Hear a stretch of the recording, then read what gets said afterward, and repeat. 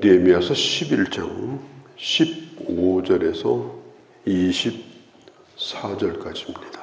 하나님의 전에서 일하는 제사장이 822명입니다. 12절에 그 외에 아디야의 가문 우두머리가 242명, 13절이죠. 예루살렘에 거주하는 제사장 중에 아마세 가문의 용사 128명, 14절입니다. 이들을 뭐라고 불렀느냐? 이들은 용사다, 이렇게 불렀습니다. 성전에서 일하는 제사장을 용사다. 그렇지만 하나님의 성전을 더럽히는 세력과 그리고 진리를 어지럽히는 세력과 악한 세력들이 성전 안에 들어와서 하나님의 성전을 해치는 일이 없도록 진리를 지키는 그런 사람들이 바로 성전에서 일하는 제사장입니다. 교회에서 일하는 일꾼들도 마찬가지입니다. 교회가 진리의 터 위에 선지자들의 전한 말씀 위에 세워졌는데 교회가 하나님의 진리 가운데 늘 거할 수 있도록 교회를 지키는 것이 바로 교회에 세운 자들의 책임이다. 그들은 용사다 그랬습니다. 그리고 16절에 예루살렘에 거주하고 있는 르웨이 사람 중에 성전 안에서 일을 하는 사람이 있는가 하면 16절 끝에 보면 하나님의 전 바깥에 일을 하는 사람도 있었다. 제사장이 성전 안에서 일을 합니다.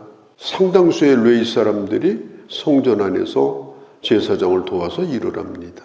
어떤 르웨이 사람들은 16절 끝에 하나님의 전 바깥 일을 했다.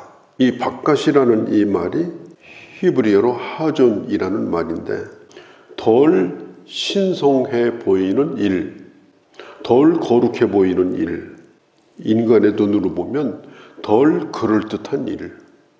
교회 안에서도 하는 일 가운데 사람들에게 드러나는 일이 있잖아요. 그런 일은 그럴듯해 보입니다. 거룩해 보입니다. 괜찮아 보입니다.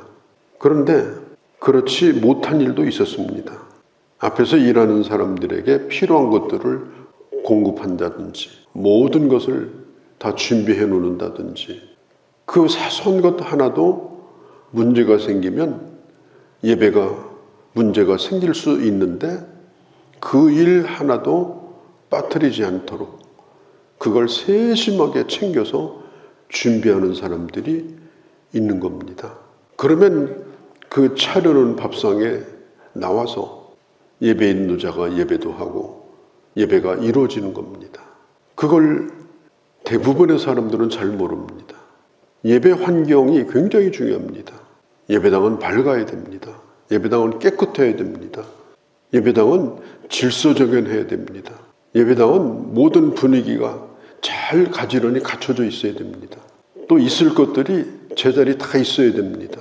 그것들이 다 기능을 발휘할 수 있도록 전부 온으로 돼 있어야 합니다. 꺼져 있으면 안 됩니다. 이런 모든 것 하나하나가 제대로 갖춰져 있지 않으면 당장 문제가 생깁니다. 그 구석구석에서 그런 일들을 하는 그 일이 앞에 나서서 하는 일보다도 훨씬 더 중요합니다. 사람들을 반갑게 맞이해주는 일들, 문 밖에서 그리고 새로운 사람들이 오면 반갑게 맞아서 그들을 따뜻하게 영접해주는 그런 일들, 깨끗하게 잡초 하나라도 눈에 띄지 않도록 쓰레기 하나라도 보이지 않도록 교회를 10년, 20년 다녀도 그런 거 눈에 안 띄는 사람이 있어요. 그런데 누군가가 그 일을 하는 겁니다. 보이지 않게. 구석구석에서 그런 일을 하는 사람들이 이제까지 있었고 그 일이 있으므로 교회가 편안히 예배도 드리고 또 깨끗하게 모든 환경이 갖춰진 거예요. 그 손 가는 것이 한두 가지가 아닙니다.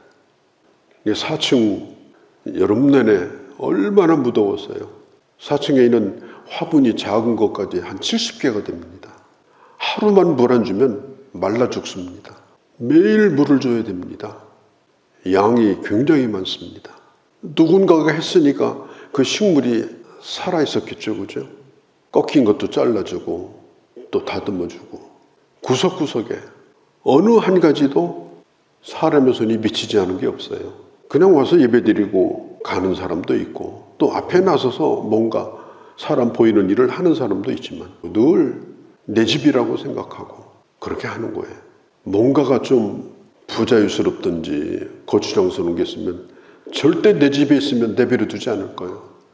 당장 들어다가 딱지 붙여서 내보낼 겁니다. 그 짐을 비켜다녀요. 누구든지 예배당에 와서 참 우리 교회는 이 교회는 정말 깨끗하네, 단정하네, 첫인상이 그래야 됩니다. 그런데 그 일을 누군가가 해주기 때문에 그 바깥의 일과 안에서 하는 일이 잘 그 고리가 연결될 때 그게 은혜로운 공동체가 되는 것이고 은혜로운 예배가 되는 것입니다. 뭐 맛이 어떠니, 뭐 짜니, 싱거우니 그 일에 참여해서 내가 맛도 직접 보고 또 좋은 재료도 골라보고 그렇게 해야 되는 겁니다. 이 바깥의 일, 두꺼운 책도 아니에요. 로렌스 수도사가 쓴 일기가 있습니다. 그리고 그 뒤는 그를 보았던 사람들의 몇 마디 얘기가 있는 아주 얇은 책이에요. 중세기 때에 수도원의 수도사입니다. 이 로렌스가. 다른 수도사들은 전부 성전에 가서 종일 기도하고 종일 묵상하고 나무 그늘 밑에서 묵상하고 모여서 항상 찬송하고 그런 일을 하는데 이 로렌스는 주방에서 일하는 수도사예요.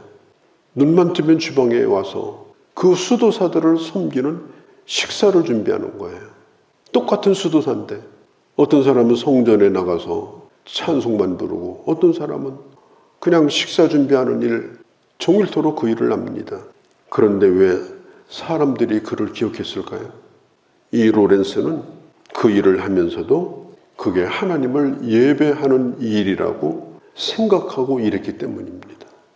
그 수도원의 원장의 증언을 들어보면 로렌스 형제가 주방의 일을 마치고 주방의 문을 나오는 그 순간 그의 얼굴은 마치 깊은 기도와 묵상 가운데 흠뻑 하나님의 은혜를 받은 사람과 같았다. 그의 얼굴에서는 빛이 났다. 그래서 그 사람을 기억하는 거예요. 우리가 하나님의 일을 할 때 그런 사람들, 그것도 예배라는 겁니다. 그것을 잘 할 수 있는 것이 진정한 영성이라는 겁니다. 순서지에 이름이 들어가고 그게 그 사람의 영성이 아니에요. 그게 그 사람의 권위가 아니에요. 이름이 나올 건 없지만은 그러나 묵묵히 자기 해야 될 일을 성전 바깥의 일을 하고 있는 그 사람들, 그게 중요한 겁니다. 직분은 계급이 아닙니다. 다만 하는 일이 서로 다를 뿐입니다. 어떤 일을 하기 때문에 그 사람은 덜 영적인 사람이다. 결코 아닙니다. 그런 일이. 어디선가 자기 맡겨진 일을 성실하게 하면서 하나님의 교회를 안팎으로 섬기는 사람들, 그런 사람들이 어쩌면 훨씬 더 영적인 사람일 수가 있어요. 더 존귀한 사람일 수가 있어요. 오늘 성전 문지기도 19절에 나오는데 무려 문지기 수가 172명이에요. 예루살렘에는 문이 굉장히 많습니다. 사방으로 문이 있었어요. 성전에도 문이 사방에 있었습니다. 성전 안에 방이 많았는데 그 방에도 문이 다 달려 있습니다. 앞문은 활짝 열고 환영하고 뒷문은 꼭꼭 닫아둬라 도망가지 못하게. 문을 잘 지키고 관리를 해야 되는 거예요. 누가 새신자가 왔는지 누가 뭐 했는지 아예 관심이 없어. 뒷문 열려서 누가 나갔는지도 몰라. 아무도 문지기가 없다고 하면 누가 그들을 기억하겠습니까? 하나님의 축복이 함께하기를 바랍니다. 샬롬의 은혜가 있기를 바랍니다. 아버지 집에 잘 오셨습니다. 하나님이 당신을 축복하십니다. 주의 이름으로 환영합니다. 이 집은 아버지의 집입니다. 그렇게 맞아주고 돌아가는 사람들에게 축복을 빌고 이런 문지기가 있어야 되는 거예요. 이런 사람들이 교회에 많아야 되는 거예요. 썰물처럼 들어왔다가 썰물처럼 나가고 누가 누군지도 모르고 그러면 교회가 부흥이 되겠습니까? 이 문지기를 성전과 성에 무려 172명이나 세웠어요. 그만큼 이 문지기가 중요한 겁니다. 그들의 이름은 나와 있지 않지만 이게 중요한 거예요. 또 느디님 사람, 제가 느헤미야서를 하면서 몇 번 느디님 사람 얘기를 했는데 여호수아 때 무슨 일이 있었는가 하면은 먼 곳에 있는 사람들이 화친을 맺자고 온 거예요. 막 거지 옷 입고 빵도 다 썩은 빵 가지고 왔고, 우리는 먼 데서 사는 사람들인데 당신과 싸우고 싶지 않습니다. 화친 맺겠습니다. 그러니까 여호수아가 먼 데 사람하고 뭐 싸우냐. 그리고 도장을 찍었는데 알고 보니까 옆 동네 사람이에요. 기브온 사람. 그래서 여호수아가 화가 났지만 약속을 했기 때문에 이스라엘을 점령할 때 그들을 살려냈어요. 기브온 후손이 바로 느디딤 사람이에요. 그래서 느디딤 사람이 이스라엘 사람들의 노예가 됐습니다. 어떤 노예가 됐느냐?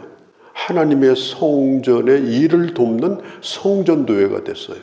물을 길어오고 장작을 패고 아주 굳은 일, 힘든 일, 이런 일을 그들이 도맡아 하게 됐습니다. 그렇게 하다가 예루살렘 성전이 다 불타버렸습니다. 그렇게 하다가 유다가 망했습니다. 이 느디딤 사람들은 이제 어디 매일 게 없는 사람이 됐습니다. 자기를 다스리던 사람들도 제사장들이잖아요. 전부 먹고 살겠다고 성전 밖으로 다 나가버렸고, 그런데 놀랍게도 이 느디님 사람들은 예루살렘 성벽이 재건되고 성전이 재건되니까 다시 돌아왔어요. 돌아올 필요가 없잖아요. 그들은 유대인도 아니잖아요. 그들은 사실은 노예였거든요. 그런데 그들이 이스라엘 공동체 안에 들어와서 자기들이 하던 그 굳은 일을 계속 또 하게 됩니다. 참 생각해보면 정말 귀한 분들이 아닐 수가 없어요. 이 사람들은 유대인이 아니에요. 노예입니다. 그런데 그들은 다시 돌아와서 예전에 하던 그 일을 계속해서 하게 됩니다.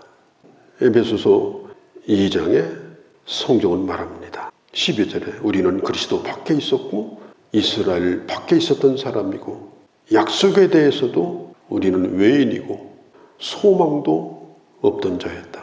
에베소서 2장 19절에 보면 그러므로 이제부터는 외인도 아니요 나그네도 아니요 그리스도 안에서 우리는 동일한 시민이요 특별히 우리는 하나님의 권속이요. 권속이라는 말은 식구라는 말이에요.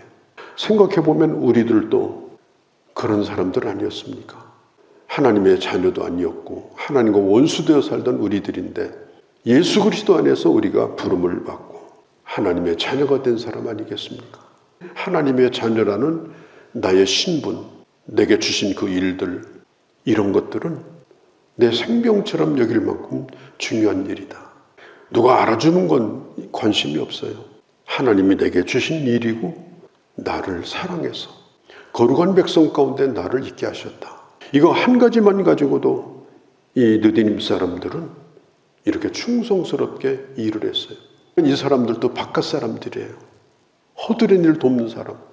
그런데 성경은 이들을 여러 번 성경에서 반복해서 기록하고 있고 기억하고 있습니다. 22절 뒤에 쭉 읽어보면 노래하는 사람들이 나옵니다. 이 사람들은 찬양하는 사람들이에요. 어디서 찬양하냐? 예루살렘 성에서 찬양하는 사람들이에요. 예루살렘 성 안에 늘 찬양이 끊이지 않도록 찬양을 하는 사람들이 바로 이 노래하는 사람들입니다. 그리고 이 12절에 보면 이 노래할 수 있도록 도와주는 우시라고 하는 사람이 또 있었습니다. 요즘으로 말하면 음향도 다 세팅해 놓고 노래는 하지 않지만 또 반주도 하고 이러는 사람들, 찬양의 일을 돕는 사람들, 그런 사람들이 하나님의 성전 밖에서 그 일을 도와주었다.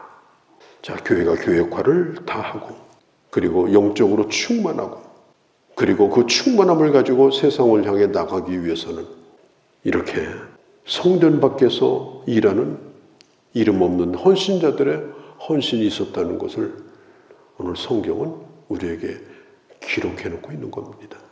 이들의 이름은 구체적으로 나와 있지 않습니다. 그러나 하나님이 이들을 기억하십니다. 그들은 하나님을 영원롭게 한 사람들이기 때문에 이런 존귀한 하나님의 사람의 길을 걸어가는 주의 자녀들이 되어주시기를 바랍니다. 걸어가신 우리 아버지, 그들은 하나님의 성전 밖의 일을 맡았고 어디에 내 이름이 나와 있는 것보다 더 중요한 것은 이름 없이 하나님의 일을 섬기는 그런 아름다운 하나님의 사람들이 있음을 느디님 사람처럼 하나님의 백성이 아니었지만 여기에 끼워준 것만 감사해서 그렇게 주님을 사랑했던 그런 사람들, 오늘 그들의 이름을 성경에 하나하나 기록하고 주님이 기억하고 있음을 오늘 보았습니다. 우리도 주님의 마음에 있는 자가 되게 하시고 주님에게 기억된 바가 되는 그런 봉사자로 살아가는 저희가 되게 하여 주옵소서. 우리 주 예수님의 이름으로 기도하옵나이다. 아멘.